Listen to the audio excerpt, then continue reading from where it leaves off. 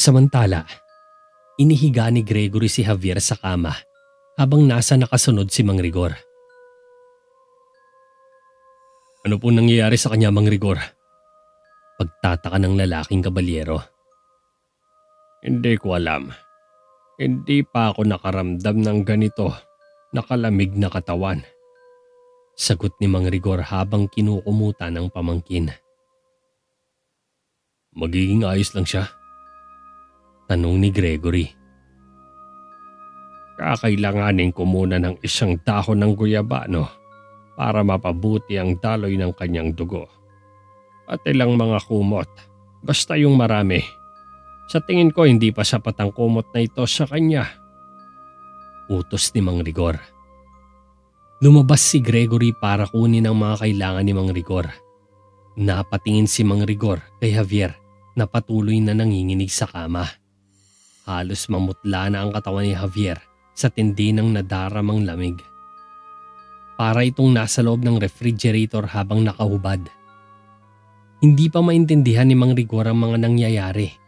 Pero nangako siya sa sarili na hahanap siya ng paraan para bumalik sa normal ang katawan ng pamangkin. Isang oras ang nakalipas, dumidikdik pa sa lamesa si Mang Rigor ng mga halamang gamot na nakuha ni Gregory sa labas ng bakura ni Michelle. Naipunan niya si Javier sa unang nagawa niya, kaya bumuti na rin ang lagay nito. Ngunit habang gumagawa siya ulit ng gamot, ay biglang lumabas sa kanyang silid si Javier na nakabalot ng kumot ang katawan. Lumapit ito sa tiyuhin kaya napahinto sa ginagawa ang matanda.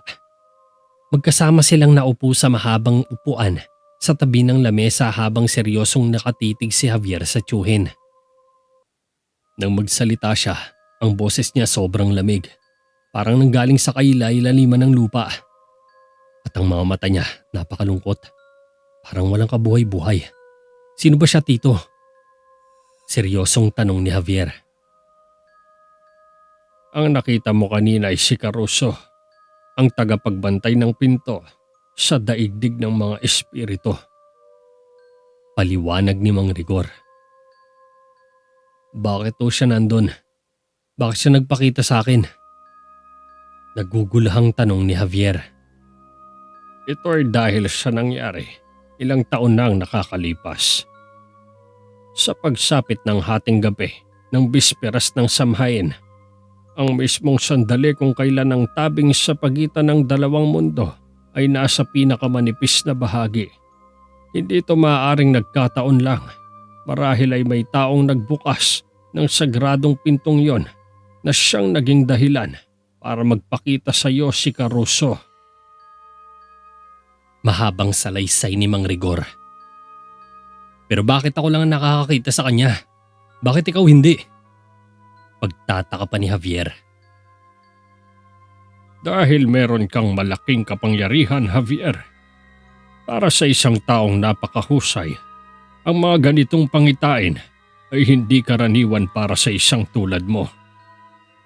Sagot ni Mang Rigor. Pero hindi mo naiintindihan. Hindi ito isang pangitain lamang. Alam niya kung sino ako. Tinawag niya akong Abner. Napaisip sandali si Mang Rigor bago bumalik ang tingin kay Javier. Ano kaya to? Ano kaya ang ibig sabihin nito? Sunod-sunod na tanong ni Javier sapagkat malakas ang kutob niyang may hindi magandang mangyayari. Hindi ako sigurado. Ngunit kung may nagpunit sa tabing sa pagitan ng mga daigdig, maaaring may paparating na sakuna. Tulungan sana tayong lahat ng Diyos. Napadasal na lang si Mang Rigor sa takot dahil hindi rin niya kayang ipaliwanag ang mga kakatuwang nangyayari. Kinabukasan, dinalhan ni Javier ng almusal si Jericho at maingat niya itong nilapag sa lamesa habang nakahiga pa si Jericho sa kanyang kama.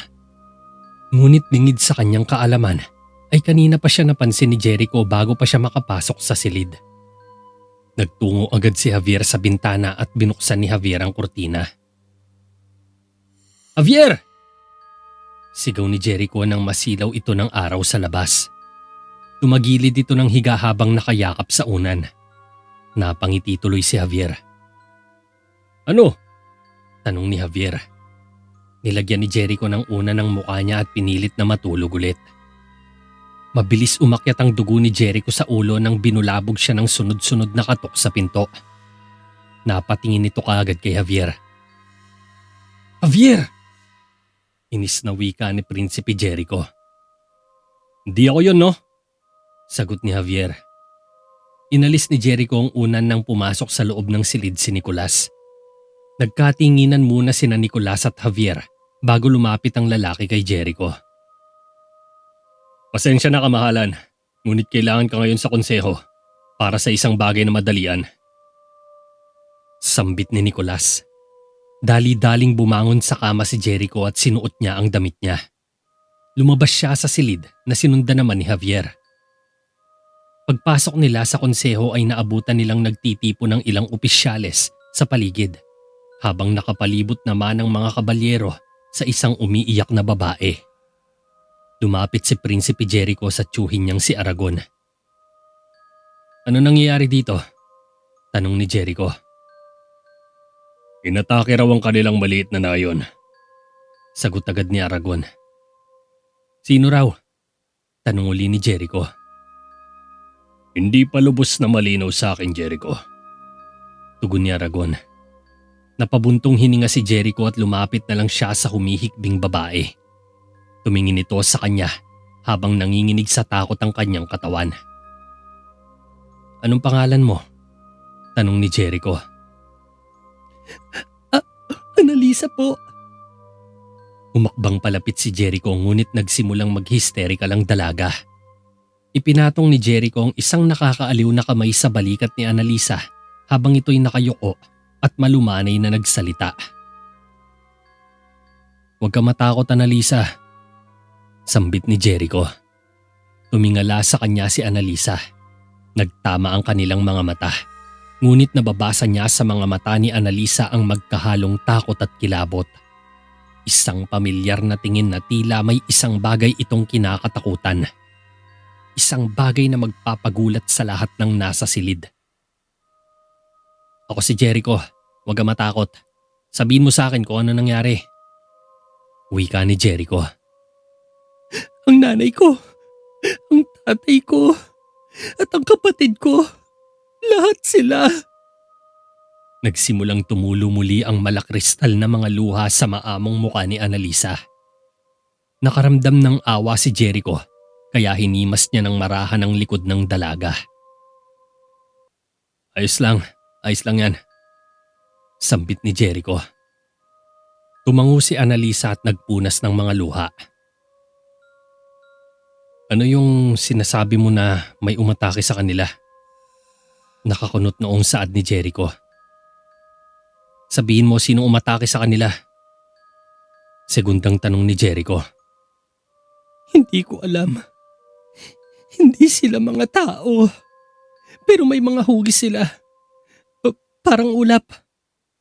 Sagot ni Annalisa. Parang ulap? Hindi mo ba nakita ang mga mukha nila? Seryosong tanong ni Jericho. Wala silang muka. Tugon ni Annalisa na ikinagulat naman ang lahat. Napatingin si Jericho sa buong konseho na mukhang hindi sigurado sa ilang salaysay ng dalaga. Napalingon si Javier sa tunog ng kung ano sa likuran niya. Nagsasabi ako ng totoo. Nandun sila. Pero naglalaho sila. Mabilis silang kumilos. Parang hindi sila totoo. Pero siguradong nandun lang sila. Naririnig kong hiyawan ng mga tao. Kaya tumakbo ko papunta sa gubat. Hanggang sa unti-unting binalot ng katahimikan ng paligid. Pagbalik ko, patay na silang lahat. Nagsimulang mag-hysterical muli si Annalisa. Ngunit inaliw ito ni Jericho upang kumalma siya. Salamat, Annalisa. Pinihit siya ni Jericho upang umiyak sa balikat ni Mang Rigor. Lumapit siya kina Nicolas at Aragon na tahimik lang na nakatayo sa likuran niya habang nakikinig. Nasaan ang nayon na to? Tanong ni Jericho. Ito'y nasa silangan ng puting kabundukan. Hindi hihigit sa kalahating araw ang biyahe papunta roon. Sagot ni Aragon kay Jericho. Ihanda mo mga tao. Utos ni Jericho kay Nicolas habang palabas sila ng konseho. Ilang sandali ang nakalipas. Tinungo na ng grupo ni Prinsipe Jericho ang nayon kung saan nakatira si Annalisa. 6 na kabalyero ang sumakay sa kabayo kasama si Javier palabas ng Terraveda. Magdidilim na nang pasukin nila ang gubat. Mabilis ang pagbagtas nila sa madamong daan. Sa pangunguna ni Jericho ay sinenyasan niya sandali ang grupo na bagalan lang ang takbo. Nakarating na sila sa mahamog na bahagi ng kakahuyan kaya medyo malabo sa paningin nila ang daan. Habang mabagal lang ang takbo nila ay nagulat si Javier sa tunog ng kalakay. Napalingon siya sa kaliwat kanan at hinanap kung saan ang galing ang tunog. Napansin siya ni Prinsipe Jericho kaya tinawag siya nito. Javier, nilalamig ka na ba ngayon sa takot? Dapat pala nagpaiwan ka na lang. Ani Jericho. Anong ibig mong sabihing nagpaiwan? Takang tanong ni Javier. Pinapairita mo ako eh. Inis ni Jericho. Ha? Wala naman akong ginagawa. Reklamo ni Javier. Biglang umungol ang kabayo ni Gregory kaya napatalon sa gulat si Javier. Kabayo lang yan, Javier. Saad pa ni Jericho. Baka may naramdaman to. Ibang lakas ng amoy ng kabayo. Palusot naman ni Javier. Sabihin mo, isa kang duwag. Sagot ni Jericho. Yan ang nararamdaman ko. Mukhang hindi rin magandang ideya ang pagpunta natin dito. Masama talaga ang kutob ko. Saad ni Javier. Tama ka. Ganap itong nababagay sa'yo. Kaya huwag ka na mag-inarte dyan. Pinatakbo na ni Jericho ang kabayo niya. Makalipas ang ilang oras ay minamatyagan na ng grupo ang isang baryo mula sa itaas ng burol. Ramdam nila ang katahimikan sa lugar. Wala silang marinig na ingay kahit na mga insekto sa paligid. Sandali nilang inobserbahan ang nayon bago bumaba sa burol kung saan ilang metro lamang ang layo nito mula sa naturang baryo. Masyadong tahimik. Wika ni Jericho nang pumasok sila sa nayon na naglalakad. Dahan-dahan silang naglakad habang nakikiramdam sa paligid. Kita nila ang mga sirasirang gamit, mga wasak na bahay at mga nasusunog na mga pananim. Animoy may isang malagim na trahedya ang nangyari sa lugar. Ngunit ang nakapagtataka ay wala silang maapuhap na tao sa paligid. Wala rin silang makitang bakas ng pag-atake. Mistulang naglaho ang mga ito sa isang iglap. Gayunpaman, nagpatuloy pa rin sila sa paglalakad. Patuloy sa pagmamatsyag. Ginalugad ng tingin ang bawat nadaraan ng bahay. Pagsapit nila sa kalagitnaan ng baryo, isang pinto ng bahay ang biglang kumalabog. Kasabay nito, ang mabilis na paglamig ng klima sa paligid. Natahimik ang lahat at naghanda sa posibleng mangyari. Maya-maya pa ay isang malakas na hangin na tila nagyeyelo sa lamig ang bumulaga sa kanila kasabay ng paglitaw ng isang kambing sa pinto. Lumabas ito ng bahay at nagpagala-gala sa labas. Napatingin saglit si Jericho kay Gregory. Naintindihan kaagad ng lalaki ang gustong mangyari ng batang prinsipe. Sumenyas si Gregory na sundan siya ni Javier habang sinundan naman ni Eliseo si Ramon at Kael. Naghiwa-hiwalay sila para mas mapadali ang paghahanap nila sa mga nakatira sa baryo at sa pag-iimbestiga sa misteryong nangyari sa lugar. Habang magkakahiwalay at tahimik ang grupo sa paghahalughog, ay biglang napalingon si Jericho sa isang malakas na kaluskos na gumulat sa kanilang likuran. Ngunit ganoon na lang ang inis niya nang makitang kumakain lang pala ng mansanas si Kael. Napabuga ng hangin si Jericho at nagpatuloy na sa paglalakad upang libutin ang lugar. Samantalang pumasok naman sa isang bahay sina Eliseo at Nicolas para doon maghanap. Subalit isang nakakagulat na bagay ang hindi nila inaasahang makikita sa pinasukang bahay. Nanlumo agad ang dalawa dahil hindi nila akalaing isang malagim na pangyayari ang sasalubong sa kanila. Pasensya na, kanina pa kasi ako nagugutom eh. Paumanhin ni Kael kay Jericho. Napailing na lang sina Gregory at Javier. Hali kayo, tignan nyo to! Sigaw ni Eliseo. Dali-daling kumilos ang grupo at naiwan sa labas si Kael. Pagkarating nila sa loob ay ilang bangkay ang makikitang nakabulagta sa tabi ng kama. Tinapon ni Kael ang mansanas at dali-dali din siyang tumakbo patungo sa bahay. Pagpasok niya sa loob ay ganoon na lang ang gulat niya nang maabutan ang mga bangkay na nagyeyelo sa lamig. Maya-maya pa'y napalingon silang lahat nang may biglang dumaan na puting anino sa likuran nila. Nakita mo ba yon? Tanong ni Jericho kay Kael. Sa tingin ko, literal na hahabulin natin ang mga anino nila. Hindi siguradong sagot ni Kael. Nakiramdam muna sila sa paligid bago magpasyang lumabas ng bahay. Napansin nila ang ilang mga sulon na nakasabit sa dingding. Kinuha nila ang mga ito at sinindihan kaagad. Halina kayo! Wika ni Jericho. Dumaan sila sa likod ng bahay at naghanap sa kadiliman ng gabi habang may mga tangang nagliliyab na sulo. Naghiwalay muli ang grupo sa dalawang hanay para mas mapabilis ang kanilang paghahanap sa mga nawawalang tao.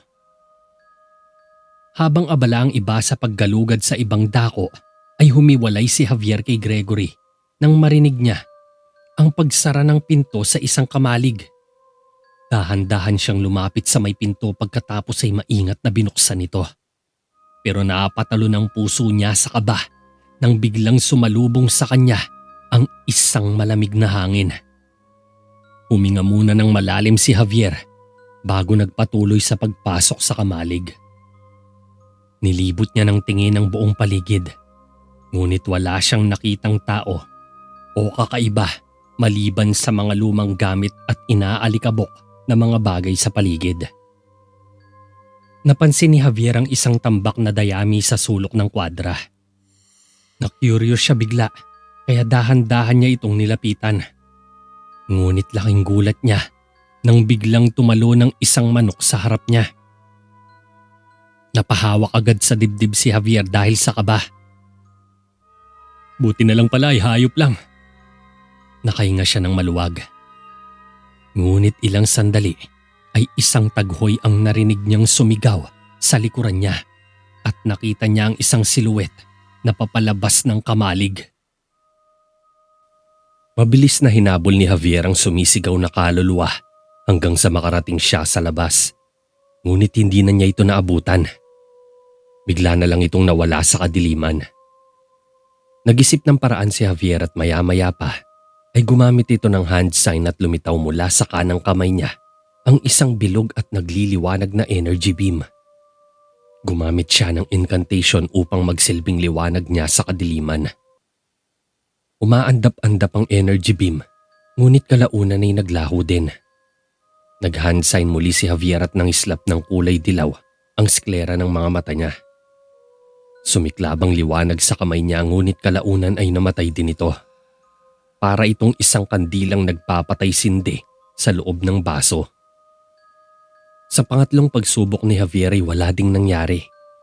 Nagulat siya nang biglang umalingaw-ngaw ang isang hiyawan sa paligid niya.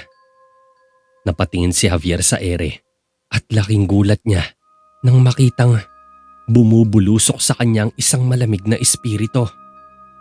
Napausal kaagad ng espesyal na spell si Javier upang pigilan ang espiritu. Nagningning ang mga mata niya pero walang nangyari. Patuloy ang pagbulusok ng puting espiritu sa kanya at hindi ito tumitigil. Javier! Ginamit ni Gregory ang kanyang sulo para maitaboy ang kaluluwa. Lumihis ito agad nang mahagip ng nagliliyab na apoy ng sulo. Napatakip ng mukha si Javier. Ano nangyari? Takang tanong ni Gregory. Ang kapangyarihan ko, hindi ko magamit. Nakapagtataka. Sagot ni Javier. Napatakbo palapit ang iba nang marinig ang sigaw ni Javier. Ano nangyari dito? Tanong agad ni Jericho. May kung anong nilalang dyan. Sabay turo ni Gregory sa may puno ng balete. Nakita mo ba ang itsura niya? Tanong ulit ni Prinsipe Jericho kay Gregory. Nang mahagip ito ng apoy ko, bigla na lang tong tumakas. Tugon ni Gregory. Napatingin sila sa likuran nang marinig ang pag-ungol ng mga kabayo sa di kalayuan. Tinatakot nito mga kabayo. Ano ba nangyayari dito? Nagugulang saad ni Kael. Hindi ito isang bagay na maaari mong habulin o isang bagay na maaari mong patayin. Wika naman ni Javier. Nagpatuloy ang nakakatakot na taghoy sa paligid. Nanginig sa takot ang iba. Kailangan na nating umalis dito. Sambit ni Jericho at dali-dali silang tumakbo papunta sa kanilang mga kabayo. Samantala, sa labas ng main square ay nagsisigawan ng ilang mga tao habang tumatakbo papunta sa loob ng kastilyo. Nagmamadaling tumakbo si Michelle sa isang hallway na may dalang mga kumot at sulo. Michelle, sabihan mo si Rigor na marami pang biktima sa kanlurang tarangkahan. Ani Aragon nang makasalubong niya si Michelle. Nagpatuloy si Aragon sa isa pang pasilyo kasama ang ilang kabalyero. Samantalang si Michelle ay nagmamadaling tinungo si Mang Rigor sa bahay. Subalit isang bintana sa likod niya ang biglang nabasag. Isang nakakakilabot na nilalang ang lumitaw at direktang umatake sa likod mismo ng isang kabalyero na papunta sana sa nakabukas na kwarto. Sumugod ang nilalang at napasigaw sa takot ang kabalyero. Bumagsak ang kabalyero sa sahig nang bumulusok sa mukha niya ang nilalang na walang angkop o pisikal na anyo. Nagtago agad si Michelle sa likod ng isang haligi pero naitaas niya ang sulo nang biglang sumugod sa kanya ang nilalang. Umalis ang nilalang kaya dali-daling lumapit si Michelle sa nakabulagtang kabalyero. Yumuko siya para tignan ng kabalyero ngunit nagimbal siya sa nasaksihan. Katulad ng mga biktima ay nabalot din ng yelo ang buong katawan ng kabalyero. Nakanganga ang bibig at dilat na dilat ang mga mata. Ilang oras ang nakalipas, nakauwi na rin ang grupo ni Jericho. Dumiretso si Javier sa morgue upang makausap ang tiyuhin. Pagkarating niya ay nakasalubong niya sa labas ang mga gwardya na may mga dalang stretcher at naabutan sa loob na tinatanggal ni Mang Rigor ang isang tela sa mukha ng isang biktima. Lumapit kaagad si Javier sa tiyuhin niya. Tiyo, tinignan kaagad ni Javier ang bangkay. Mabutit nakauwi ka na, iho. Ani Mang Rigor. Hindi na nabigla si Javier sa bangkay. Nakita mo na sila? Tanong ni Mang Rigor. Bahagyang tumango si Javier. Halika, tulungan mo ako. Bigyan mo pa ako ng ilang kumot. Utos ng matanda. Pero napansin niya na parang kakaibang kinikilos ni Javier. Halatang pagkabalisa nito at hindi mapakali. May problema ba, Javier? Tanong ni Mang Rigor. Tumingin ng seryoso ang pamangkin. Walang silbi ang kapangyarihan ko laban sa kanila. Sinubukan ko pero hindi ko kailanman naramdaman ang kapangyarihan ko. Isang bagay na malalim sa loob. At pagdating sa akin, naramdaman ko ang kawalan ng laman. Parang hindi ako makahinga. Natatakot ako. Mahabang salaysay ni Javier kay Mang Rigor. Ayos lang yan, Javier. Hindi mo kasalanan ng lahat. Pagpapakalma ni Mang Rigor. Kinabukasan, seryosong pinag-usapan ni Jericho sa loob ng silid ni Aragon ang pinsalang nagawa ng di matukoy nilang mga kalaban. Lubos na nagtataka si Prinsipe Jericho kung saan nanggaling ang mga nilalang na ito at kung ano ang rason para umatake sila ng walang pasubali. Walang signal o babala ang natanggap nila bago mangyari ang pag-atake, ngunit nakatitiyak siya na isang malakas na kaaway ang kinakaharap nila ngayon. Kaya inutusan ni Prinsipe Jericho ang tiyuhin niya Nabantayang mabuti ang mga pangunahing tarangkahan ng lungsod upang hindi sila malusutan ng mga kaaway, habang iniisip pa niya kung ano ang mas magandang gawin para mapigilan ang mga ganitong sakuna. Para sa kanya ay nakakabahala ang mga ganitong pangyayari, kaya minsan naiisip niya na hindi pa ganoon kasapat ang kakayahan niya bilang isang hari. Subalit nangako siya sa sarili na ipagtatanggol niya ang Theraveda sa abot ng kanyang makakaya. Kahit ano pang paraang maisip niya ay gagawin niya, basta ito ay makakabuti upang maprotektahan lamang ang mga taong nasasakupan ng kanyang imperyo. Ilang beses pang nagtanong si Prinsipe Jericho kay Aragon tungkol sa mga nangyari bago nagsimula ang pag-atake ng mga di matukoy na nilalang.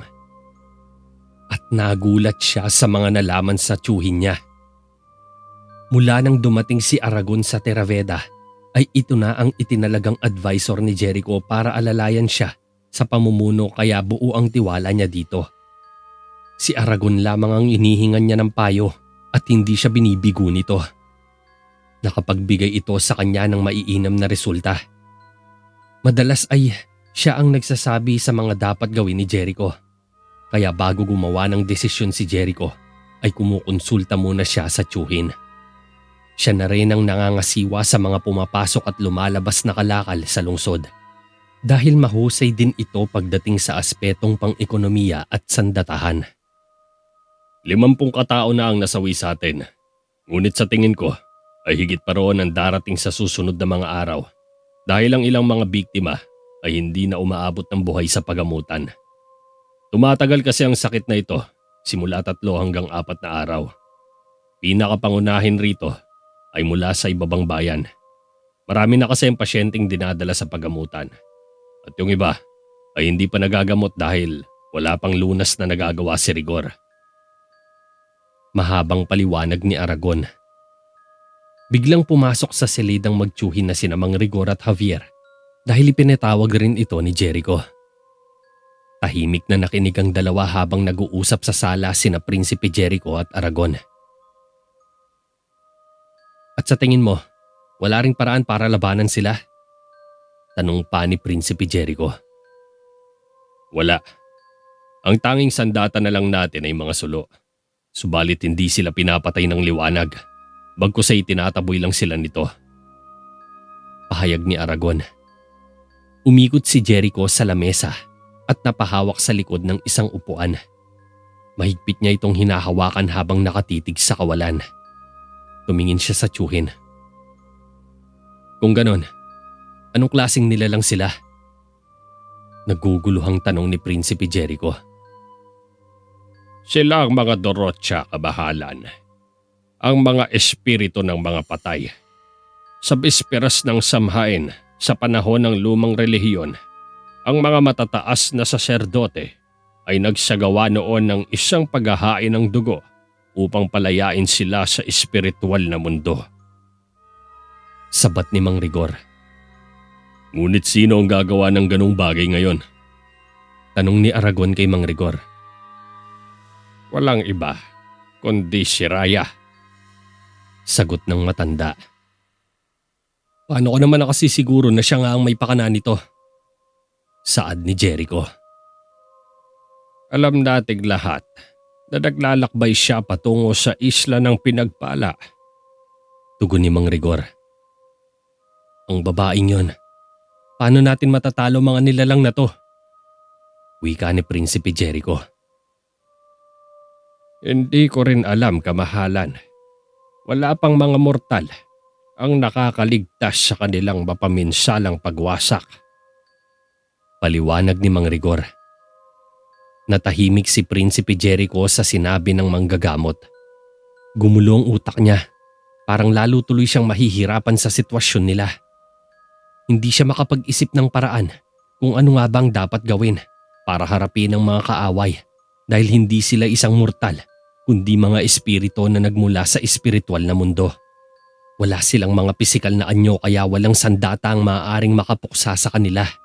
Maging ang mahika ay hindi rin gumagana sa mga to. Kaya napakahirap para kay Jericho ang ganitong pasanin. Wala siyang maisip na ideya kung paano mapipigilan ang paghahasik ng mga nilalang na to. Madilim na ang paligid nang pumasok si Javier sa loob ng silid ni Jericho. Nagsindi siya ng kandila sa sulong nakasabit sa pader. Habang abala si Jericho sa pagpapalit ng damit, ay nagulat si Javier nang makarinig siya ng isang mahinang tili ng Dorocha o espiritong ligaw. Kasunod nito ay nahulog sa sahig ang basket ng mga kandilang dala niya.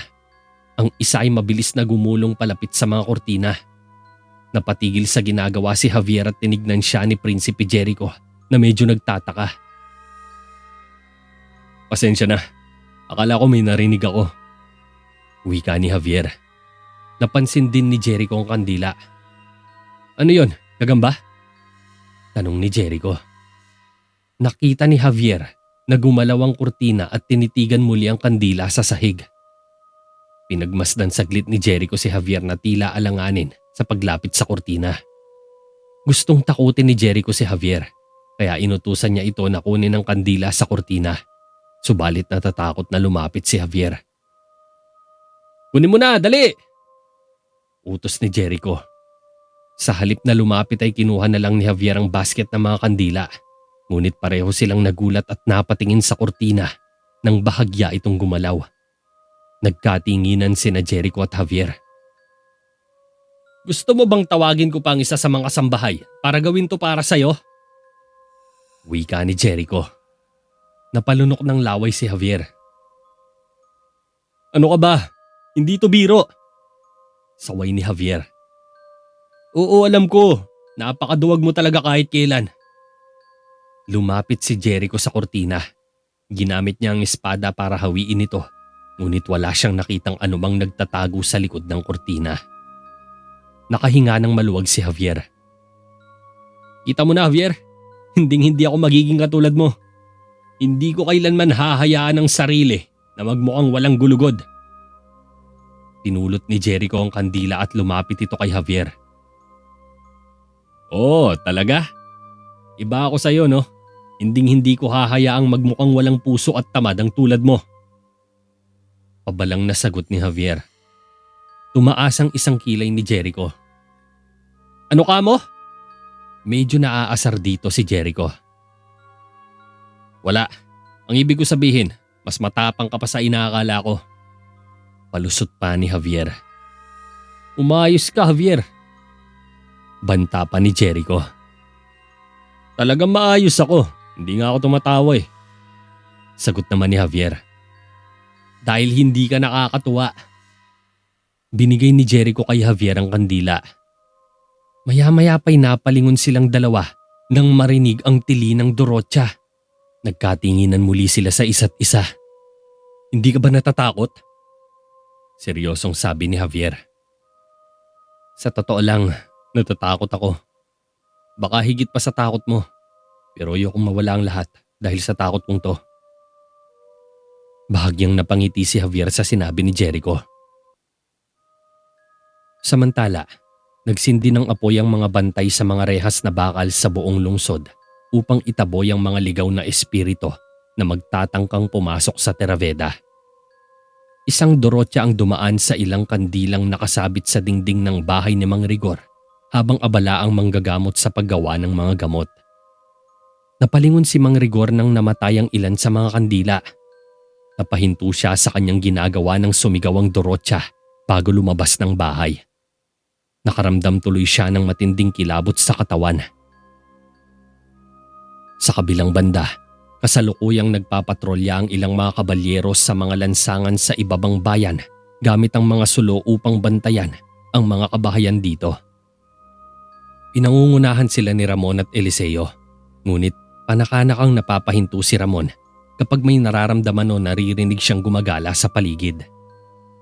Nauuna nang naglalakad sina Eliseo subalit nagpasyang huminto si Ramon nang may marinig siyang ingay mula sa loob ng maliit na kamalig malapit sa kanya. Dahil sa kanyang kuryosidad ay dahan-dahan niya itong nilapitan. Pagkapasok niya ay ganoon na lang ang gulat niya nang bumungad ang tatlong maliliit na batang nakasiksik sa likod ng mga barrels. Nilapitan ni Ramon ang mga bata. Ayos lang. Ligtas na kayo ngayon. Wika ni Ramon. Halatang takot na takot ang mga ito. Narinig ni Ramon ang tili ng Dorocha at napatingin siya sa mga kasamahang kabalyero na naglalakad na sa malayo. Mabilis niyang binuhat ang 3 bata at iniwan niya ang sulo sa loob ng kamalig. Tumakbo siya ng mabilis sa kalye kasama ang mga bata na nakasaklay sa kanyang mga bisig. Takot na takot ang mga bata na halos hindi na makatingin sa likuran. Isang Dorocha ang sumugod sa kanila, subalit biglang sumulpot si Eliseo at winasiwas ang sulo.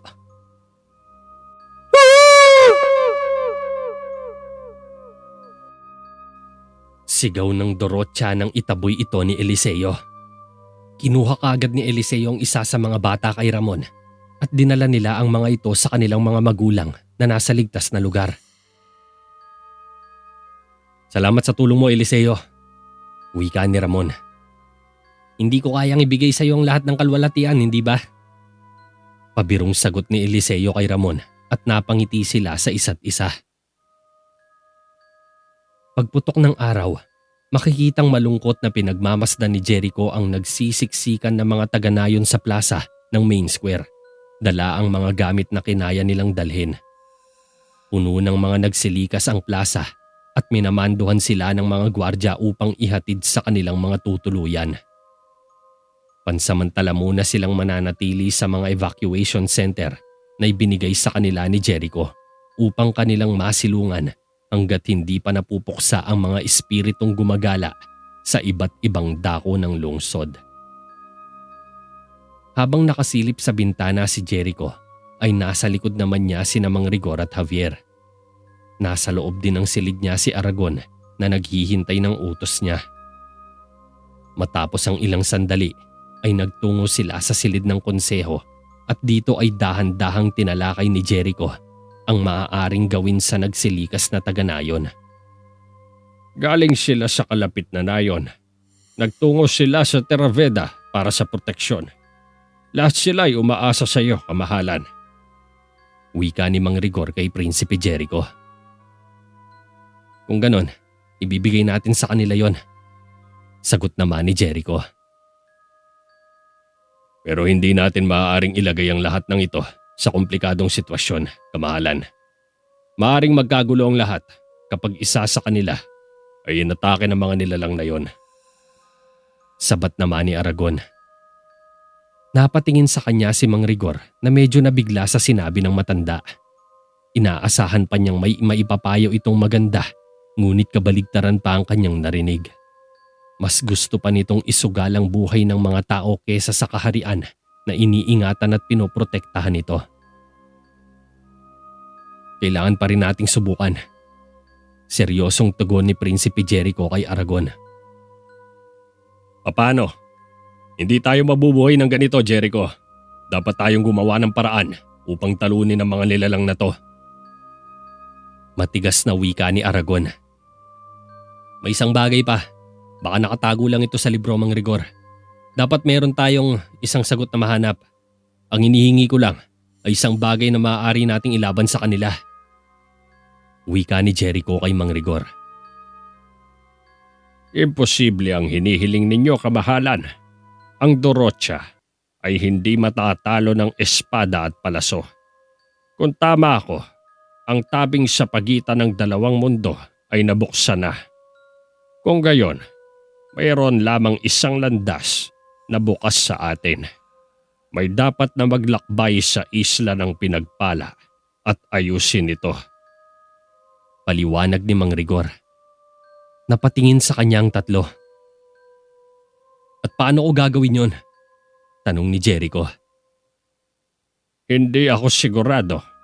Ngunit para balikhang susi, nangangailangan ng isang sakripisyo ng dugo upang takpan ang lagusan. Kailangan ng isang tao na maisara ang pinto ng dalawang mundo. Pahayag ni Mang Rigor. Kung ganon, pupunta ako doon bago sumapit ang gabi. Nagulat ang tatlo sa sinabi ni Jericho. At sino ang magiging sakripisyo? Tanong naman ni Mang Rigor. Kung ang pag-aalay ng aking buhay ang makakapagligtas sa mga tao ng Terraveda, kung gayon, Yun ang dapat kong gawin. Sagot ni Jericho. Lumabas ito sa silid ng konseho ngunit sinundan ito ni Javier.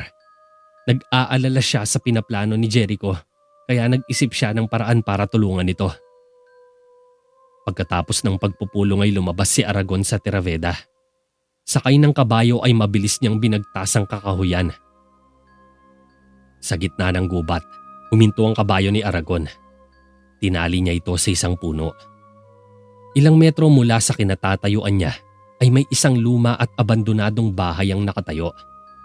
Pumasok siya sa bahay na hindi man lang kumakatok sa pinto. Puno ng mga lumang gamit at kasangkapan ang loob nito. Dahan-dahang naglakad si Aragon habang nililibot ng tingin ang buong paligid. Walang ano-ano'y isang patalim ang biglang tumusok sa kanyang likod. Napataas siya ng mga kamay. "Prinsesa, ako ito." Pakilala ni Aragon. "Aragon," sambit ni Raya. Bago pa makalingon si Aragon, ay idiniin palalo ni Raya ang patalim. "Umaasa akong may bago kang balita." Sabay ibinaba nito ang punyal at naglakad papasok sa loob ng kanyang tahanan.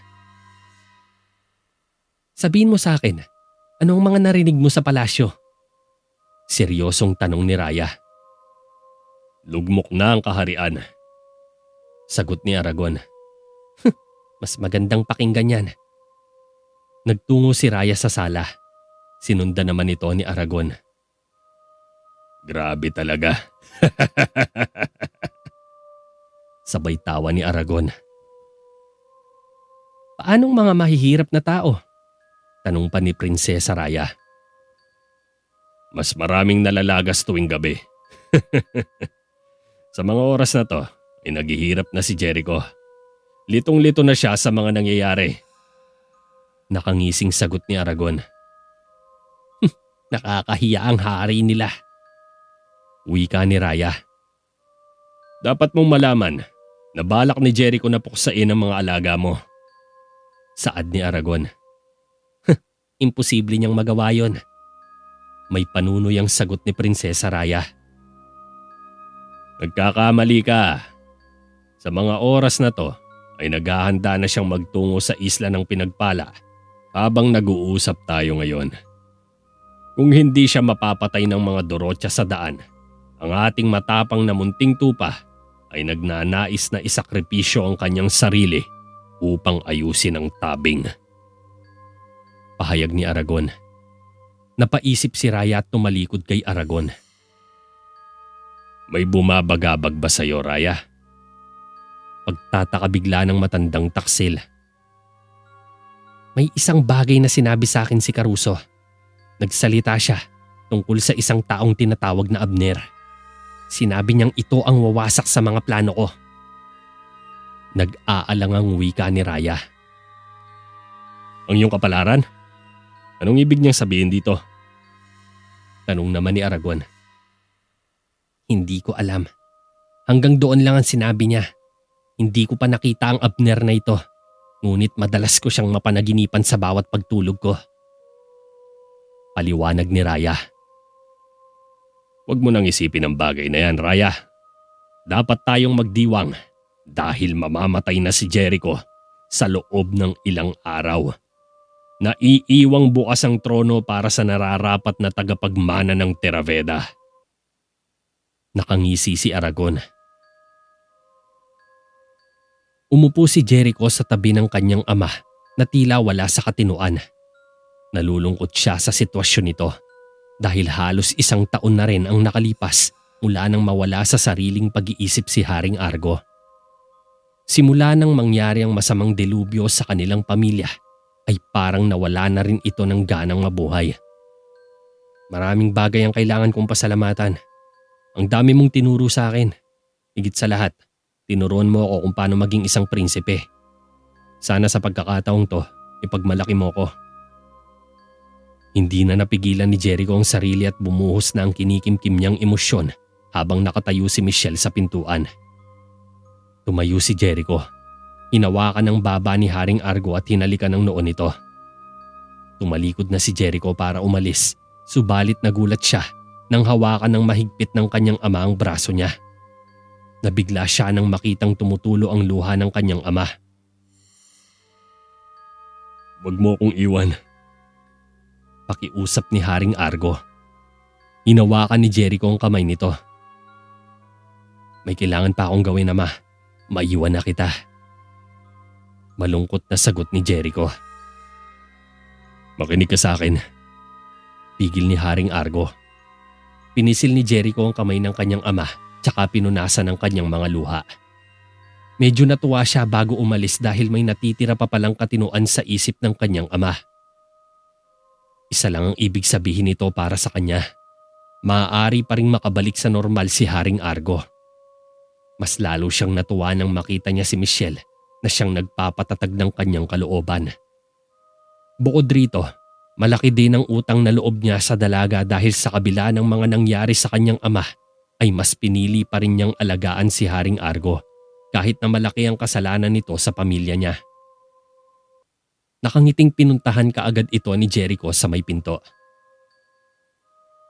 "Ipangako mo sa akin na aalagaan mo siya kapag wala na ako." Seryosong sabi ni Jericho. "Ha? Bakit? Anong balak mo?" Hindi sumagot si Jericho. Tumingin lang siya sa mata ng dalaga. "Hindi mo na kailangan pumunta." Pigil ni Michelle. Subalit umiling si Prinsipe Jericho. "Kinakailangan kong gawin to para sa ikabubuti ng marami." Wika ni Jericho. Naintindihan agad ni Michelle ang gustong ipahiwatig ni Jericho. Ngunit hindi nito napigilan na mapaluha lalo na't walang kasiguruhan kung makakabalik pa ba si Jericho sa Terraveda. "Pakiusap, Jericho. Mag-iingat ka. Ikaw lang ang mahalaga sa amin, hindi ang kaharian." Sambit ni Michelle. Hinawakan nito sa balikat ni Jericho upang subukang mapatahan sa pagluha. "Ngumiti ka. Kailangan mo yon," ani Jericho. "Hindi ko kaya." Sabay iling ni Michelle. Inangat ni Jericho ang baba ng dalaga. "Naaalala mo pa ba yung unang beses kitang hinalikan?"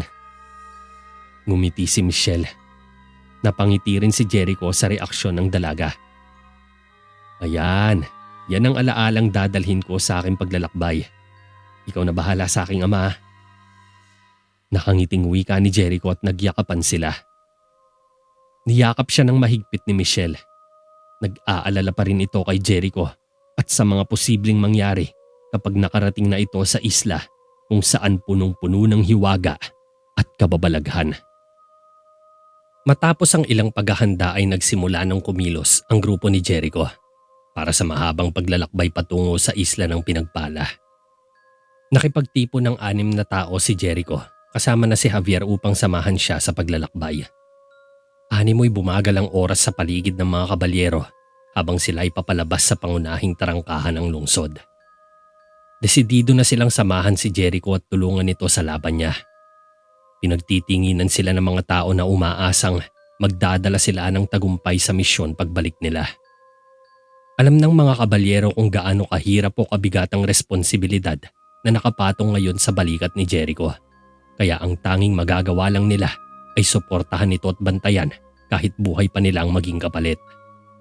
Wala na silang pakialam kahit ano pa ang mangyari. Basta't ang mahalaga ay nasa tabi silang lahat ni Jericho na lumalaban kasama niya. Pipigilan nila ang kasamaan sa abot ng makakaya nila. Pagkarating nila sa labas ng tarangkahan ay dito sila naghintay sa pagdating ni Jericho na kasalukuyang nasa loob ng kwarto ni Aragon. Iniabot ni Jericho kay Aragon ang isang singsing na may tatak ng Mondragon seal. Kinuha ito ni Aragon na nagkukunwaring malungkot sa pag-alis ng pamangkin. Wala itong kamalay-malay na isang malaking ahas pa lang napili niyang pagkatiwalaan na naghihintay lamang ng tamang pagkakataong manuklaw sa likuran. "Kailangan mong kunin ito. Taglay nitong maharlikang selyo. Sa aking pagkawala, ang responsibilidad sa kaharian ay nasa iyo na." Seryosong wika ni Jericho na ikinatuwa naman agad ng matanda pero hindi ito nagpahalata. "Paano ang iyong ama?" tanong ni Aragon. "Kapag siya'y namatay, ikaw na ang mauupo sa trono.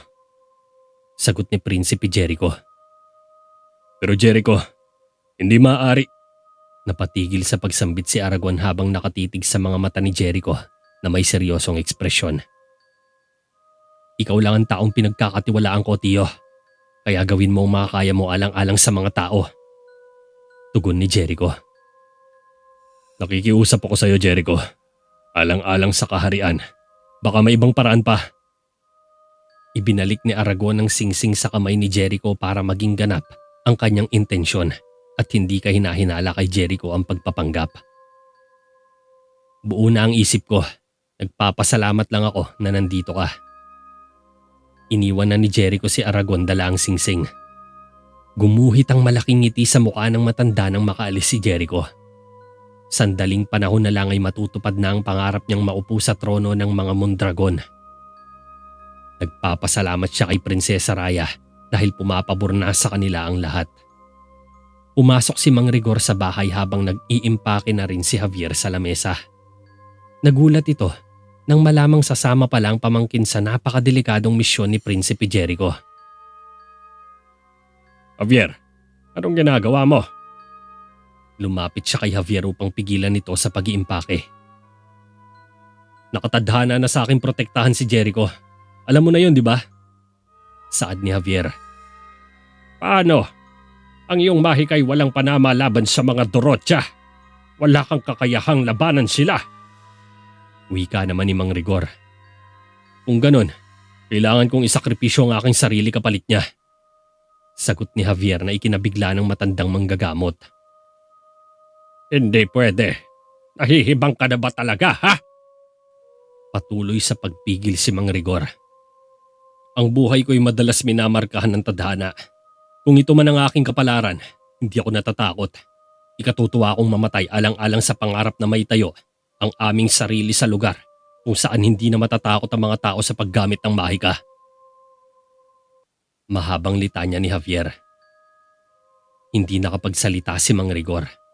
Niyakap na lang niya si Javier ng buong higpit at ipagdarasal niyang magtagumpay sila sa kanilang misyon.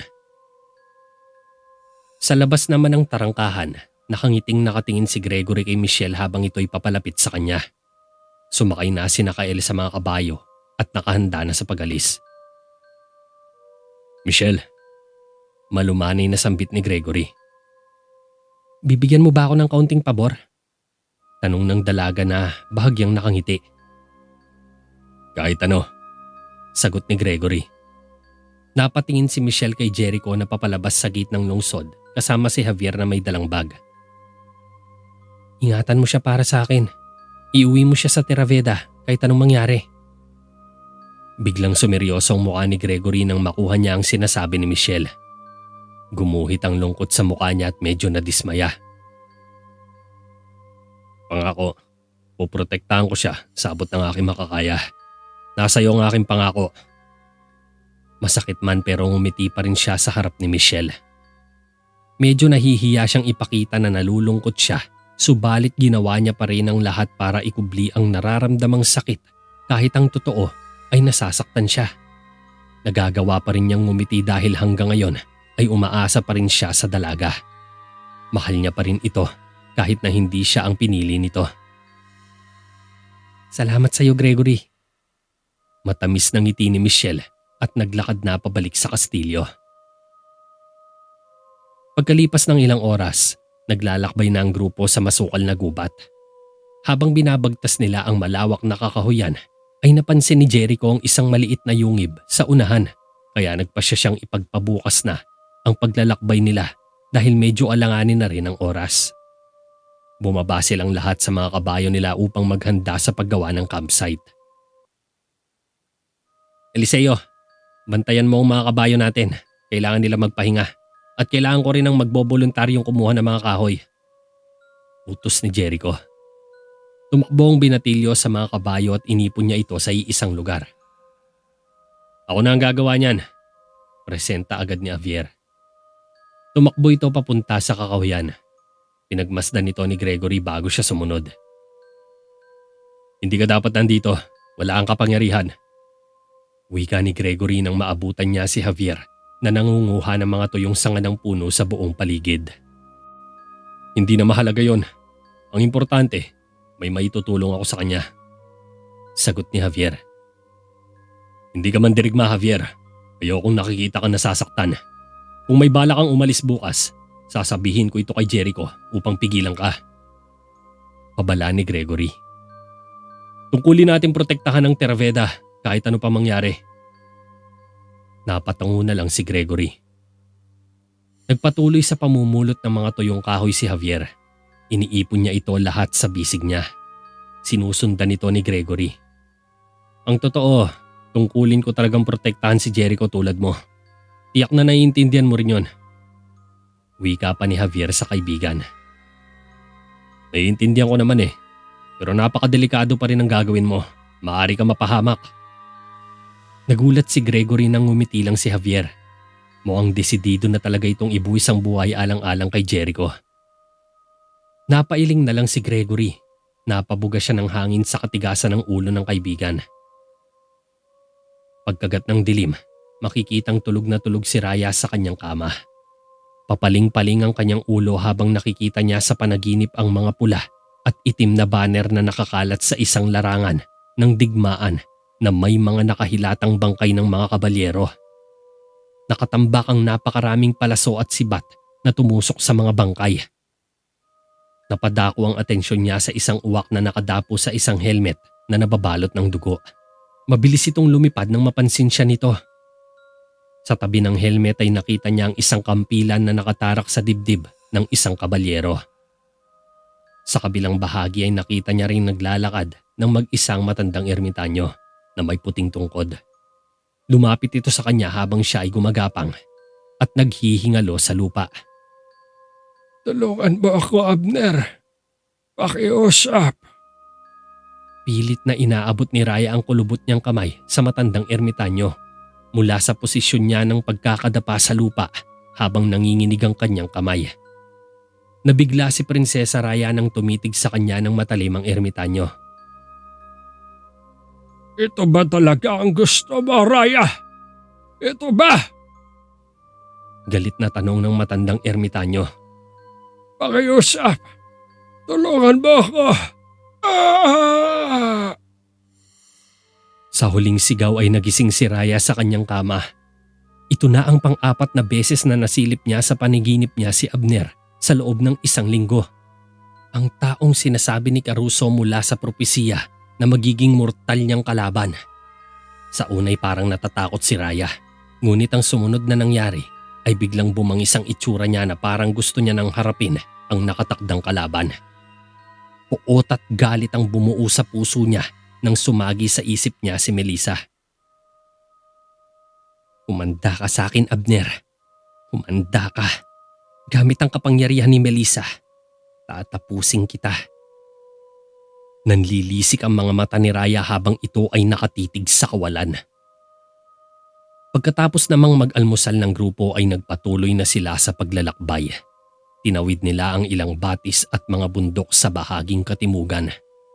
Ilang oras ang nakalipas ay napahinto sila nang matanaw sa di kalayuan ng isang bukirin na puno ng mga bangkay ng magsasaka na maglalakbay sana patungo sa Terraveda. Nanlumuka agad ang grupo sa sinapit ng mga kawawang magsasaka. Pero hindi ito ang tamang oras para ipagluksa sila. Kailangan nilang magmadali at makarating sa isla bago mahuli ang lahat. Nagpatuloy sila sa pagtahak habang pinagmamasdan ni Javier at Gregory ang nagyayelong bangkay na nakakalat sa daan. Kailangan nating marating ang Daubet bago tayo abutan ng gabi. Wika pa ni Jericho at mas binilisan pa niya ang pagpapatakbo sa kabayo niya. Sinundan nila si Prinsipe Jericho na siyang nangunguna sa kanilang grupo. Dumaan sila sa lambak ng minahan hanggang sa marating nila ang isang malaking kastilyo na nakatayo sa ibabaw ng bundok. Naisipan nilang dumaan sa talampas at inakyatang matarik na bundok habang nakasakay sila sa kabayo upang makita sa ibaba ang aataking kalaban. Pinasok nila ang lumang kastilyo ng magkakasama matapos maitali sa labas ng tarangkahan ng mga kabayo nila. Lumang-luma na ang kastilyo at wala ni isang gamit ang mapapakinabangan ang natitira sa loob nito. Bakbak na ang mga pader at kisame. Marupok na rin ang mga haligi nito sa paligid. Ngunit matibay pa rin ito kahit ilang henerasyon na ang nagdaan. Butas-butas ang bawat bintana nito. Maging ang ilang mga pinto ay nakahayang na. Indikasyon lamang na wala na talagang nanirahan sa kastilyo matapos itong abandonahin. Mukhang matagal na panahon na ring nilisan ng kastilyo dahil kapansin-pansin na wala man lang bakas ng mga paang makikita sa buong paligid nito. Nilapitan ni Jericho ang mga kasamahan niya na abala sa pagsiyasat sa kabuuan ng kastilyo. Magiwaywalay tayo. Maghanap tayo ng anumang kahoy na maaari nating palagabin mamaya. Tiyak akong aatake dito ang mga nilalang na yon. Makapangyarihang utos ni Jericho sa mga kasama niya. Tumango naman ang mga ito at mabilis na naghiwa-hiwalay upang mangolekta ng mga panggatong para may magamit silang sandata kung sakaling umatake ang mga Dorotya.